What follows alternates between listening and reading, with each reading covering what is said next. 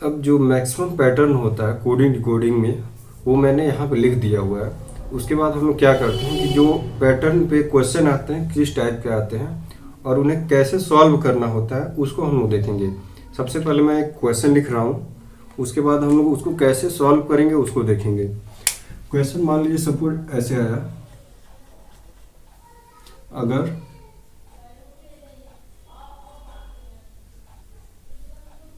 Sita SITA के लिए code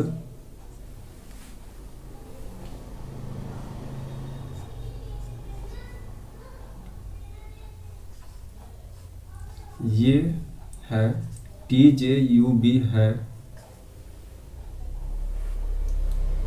तो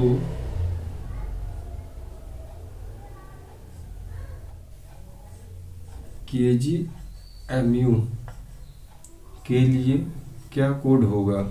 ठीक है, देखिए अगर इस टाइप से क्वेश्चन आ रहे हैं तो आपको सबसे पहले ये पता होना चाहिए कि इस क्वेश्चन को कैसे सॉल्व करना है। तो इसके लिए तरीका मैं आपको बता रहा हूँ कैसे सॉल्व करना होता है। इस टाइप का आपको जब भी क्वेश्चन दिखे तो सबसे पहले क्या करेंगे कि इसको लिख लेंगे, यहाँ लिख लेंगे SITA और इसके जस्ट नीचे इसको लिखेंगे TJUB।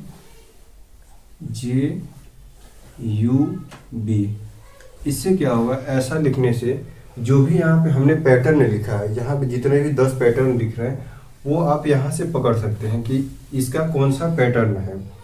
इतना लिखने के बाद हम लोग क्या करते हैं, जो भी नंबर हम लोगों ने याद किया हर एक अल्फ़ाबेट का, उसका जो नंबर होता है उसके नीचे लिख देंगे। जैसे S का हमने याद किया था, S का जो होता है आपका 19 होता है। ठीक, I का हमने याद किया था 9 होता है। T का हमने याद किया था 20 होता है, T 20 से याद किया था, T का 20 होता है और A का 1 होता है। ठीक है, इसके बाद हमने यहाँ पे देखिए T का 20 होता है, T 20 से याद किया था, J का इजोटी से याद किया था, J का 10 होता है और U का 21 होता है और B का 2 होता है। ये हम लोगों ने याद किया था, वहाँ से हम लोगों ने इसको लिखा है। ये लगभग आप सबको याद होना चाहिए हर एक अल्फ़ाबेट का कौन सा नंबर होता है। अब देखिए यहाँ से इसको मैच करते हैं, यहाँ पे S का 19 है और यहाँ पे T हो जा रहा है यानी 20 हो जा रहा है। यहाँ पे इंक्रीमेंट कितने का हो रहा है, एक वर्ड बढ़ रहा है। जब भी एक वर्ड बढ़ेगा तो उसको +1 लिख देंगे, नीचे जाने पे एक वर्ड बढ़ रहा है। वैसे यहाँ पे I से J हो गया यानी 9 से 10 हो गया, तो यहाँ भी +1 का इंक्रीज हो रहा है। यहाँ 20 से 21 हो गया यानी T से U हुआ तो यहाँ भी +1 का इंक्रीज हो रहा है। यहाँ A से B हो गया यानी 1 से 2 हो गया, यहाँ भी +1 का इंक्रीज हो रहा है। ठीक है, तो यहाँ से आपको दिख जाएगा ये जो ऊपर वाला पैटर्न बना है, ये देखिए ये वाला क्वेश्चन जो है आपका पहले पैटर्न पे बेस है। ठीक है, देखिए यहाँ भी +1, यहाँ भी +1, यहाँ भी +1, यहाँ भी +1 हो रहा है। यहाँ पे क्या लिखा है मैंने, यहाँ पे पैटर्न क्या है, +-1 +-1 +-1। एंड देखिए ऐसा नहीं है कि केवल प्लस ही होगा, सब में प्लस ही हो, ऐसा कुछ नहीं है। यहाँ पे पहले में प्लस हो सकता है, दूसरे माइनस हो सकता है।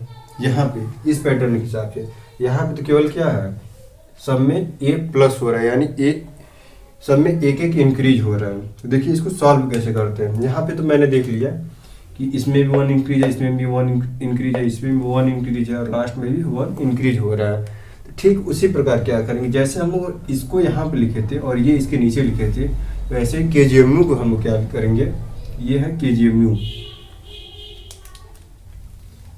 के लिए पूछ रहा है क्या होगा। ठीक है, देखिए तो यहाँ पे हम लोग क्या करेंगे, KGMU लिख लेंगे, KGMU। अब इसके लिए कोड क्या बनेगा, तो सबसे पहले हम लोग क्या करेंगे, इसका पैटर्न यहाँ पे लिख लेंगे। आपको बस ये बता रहे हैं कि ऐसे लिख लिया जाता है, मगर आप जब प्रैक्टिस करेंगे तो आपको आने लगेगा। सब में क्या करना है, हम लोग को +1 इंक्रीज करा देना है, +1 सब में। देखिए यहाँ पे सब में +1 इंक्रीज हुआ है।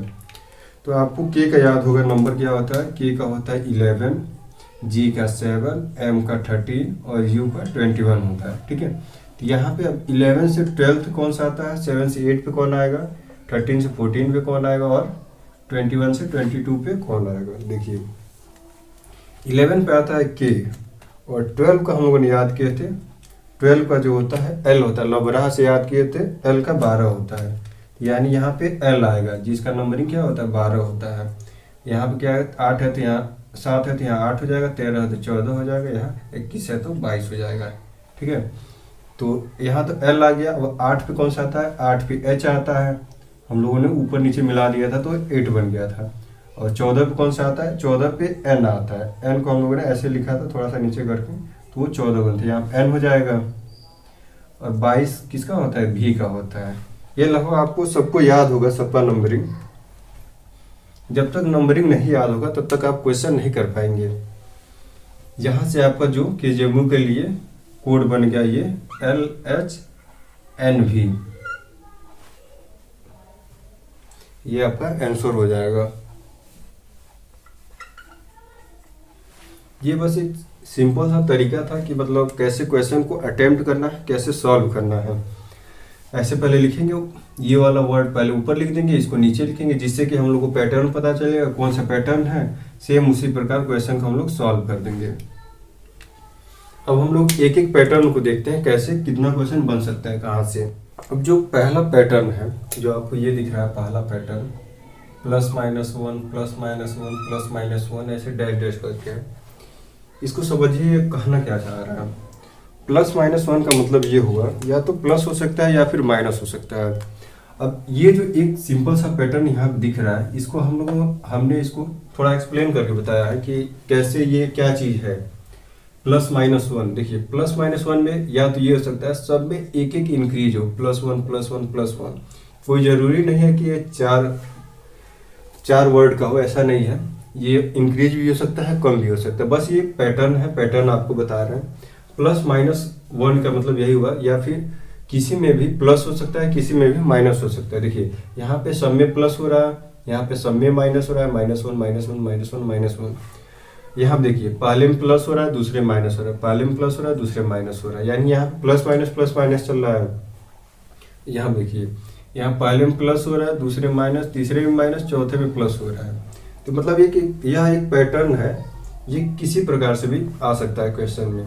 यहाँ देखिए यहाँ प्लस हो रहा है, यहाँ माइनस माइनस माइनस, यहाँ देखिए माइनस हो रहा है, प्लस हो रहा है, माइनस हो रहा है, प्लस हो रहा है, यहाँ माइनस माइनस माइनस प्लस हो रहा है, यानी पैटर्न कुछ भी बन सकता है। इसी को अगर हम लोग शॉर्ट फॉर्म में लिखना चाहें, ये जितना भी पैटर्न है, तो यहाँ देखिए पहले पे +-1 दोनों आ सकता है, यानी प्लस भी हो सकता है, माइनस भी हो सकता है। दूसरे में भी +-1 हो सकता है, तीसरे में +-1 हो सकता है, चौथे में +-1 हो सकता है। इसी प्रकार आगे भी +-1 हो सकता है। यह एक टाइप का प्रकार है, पैटर्न है, जिससे क्वेश्चन पूछे जाते हैं। तो +-1 से आप समझ गए होंगे, यहाँ पे इस टाइप से हम लोग लिखा जा सकता है, इस टाइप से समझ सकते हैं। यह जो आपका फर्स्ट पैटर्न था जिसपे हम लोगों ने +1 +1 +1 +1 पे क्वेश्चन किए थे, उसी प्रकार हम आगे पीछे जो भी हो रहा है, जैसे -1 -1 पे भी क्वेश्चन कर सकते हैं, +1 -1 +1 -1 पे भी क्वेश्चन कर सकते हैं। यह एक पैटर्न था, आपको आना चाहिए कि ये जो +1 -1 है, +1 -1 है, ये इस प्रकार से भी क्वेश्चन में पूछा जा सकता है।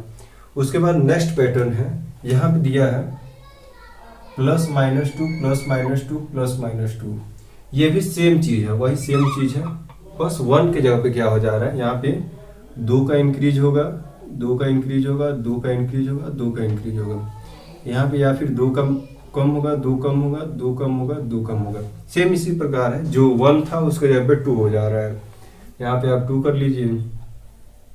ठीक है, तो आपको ये चीज़ समझना है कि पहले में 2 प्लस हो रहा है, दूसरे में 2 माइनस, तीसरे में +2 हो रहा है, चौथे में 2 माइनस हो रहा है। जैसे फर्स्ट पैटर्न था वैसे भी सेकेंड पैटर्न है, बस ये नंबर का अंतर है। सेम उसी प्रकार थर्ड पैटर्न है, इसमें 3 का इंक्रीज होगा या डिक्रीमेंट होगा, यहाँ पे +-3 हो जाएगा, यहाँ भी +3, यहाँ भी +3, यहाँ भी +3, ऐसे यहाँ पे -3 -3 -3 -3, यहाँ पे +3 -3 +3 -3, सेम इसी प्रकार ये भी पैटर्न चलेगा। जो यहाँ पे +1 +-1 है, यहाँ पे +-2 है, +-2 +-2, वैसे ही +-3 +-3 +-3, सेम पैटर्न है। ये आपको उस क्वेश्चन के माध्यम से समझना है। आपको 3 पैटर्न समझ में आ गया होगा।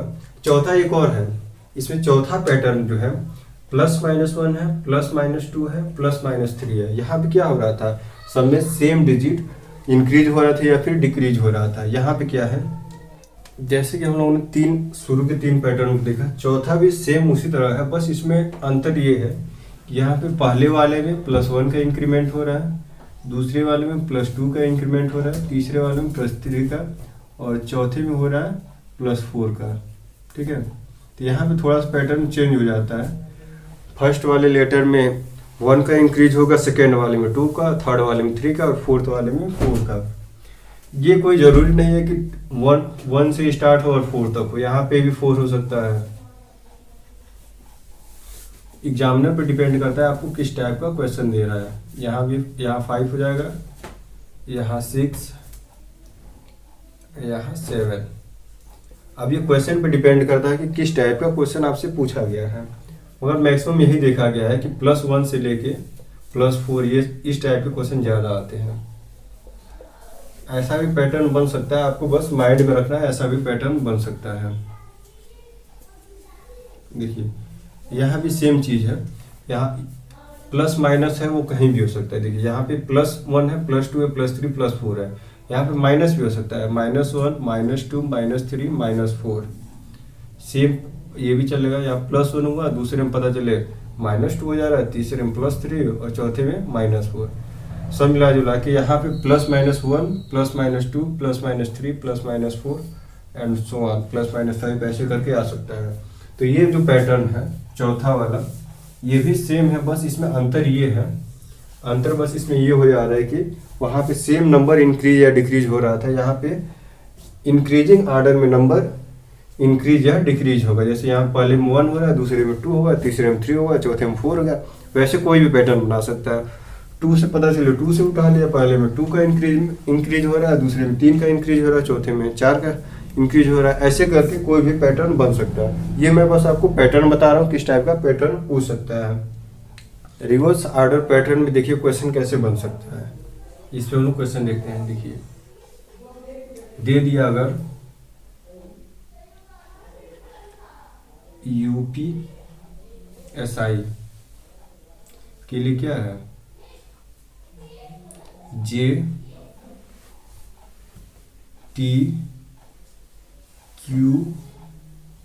भी है, तो आप बताइए वर्क के लिए क्या होगा,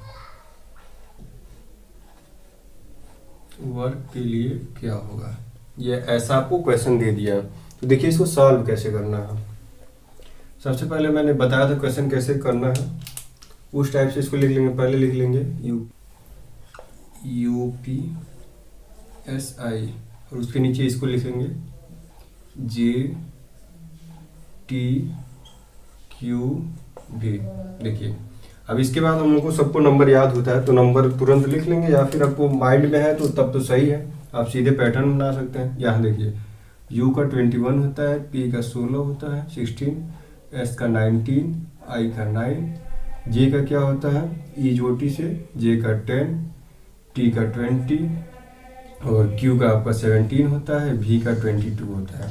अब देखिए रिवर्स, यहाँ देखिए आपको यहाँ से कोई चीज़ नहीं मिल रहा है। यहाँ 21 है, यहाँ 10 है, 16 है, 20 है, 19 है, 17 है, अब 9 है, 22 है। यहाँ पे कोई पैटर्न आपको नहीं दिख रहा है। यहाँ पे क्या हुआ है, देखिए ये वाला रिवर्स ऑर्डर चल रहा है। देखिए U का क्या हो रहा है, U का V हो गया है, यानी 21 का 22 और देखिए 16 का 17 हुआ है, यहाँ पे 19 का 20 हुआ है, वही 9 का यहाँ पे 10 हुआ है, यानी पैटर्न उल्टा हो गया है, रिवर्स ऑर्डर में है। ये देखिए यहाँ +1 हुआ है, यहाँ भी +1 हुआ है, यहाँ भी +1 हुआ है, यहाँ भी +1 हुआ है। बस ऑर्डर क्या है इसका रिवर्स हो गया है। +1 तो हुआ है मगर इसको उल्टा लिखे हम लोग। देखिए और यहाँ पे +1 हो रहा है तो उस हिसाब से हम लोग को ये आना चाहिए VQTJ, ठीक है। मगर वही चीज़ यहाँ पे उल्टा करके लिख दिया, यानी रिवर्स में लिख दिया। V पहले सबसे लास्ट में, फिर Q, फिर T, फिर J। सेम चीज़ हुआ है, बस इसको पैटर्न को मतलब रिवर्स कर दिया है। तो यही रिवर्स ऑर्डर वाले क्वेश्चन इस टाइप के होते हैं। तो पूछ रहा है वर्क के लिए क्या होगा। देखिए तो हम वर्क के लिए क्या करेंगे, सबसे पहले वर्क को लिख लेंगे WORK, ठीक। अब हमको पता है ये रिवर्स हो रहा है, तो सबसे पहले हम क्या करेंगे, इधर से ऐसे करके लिख देंगे।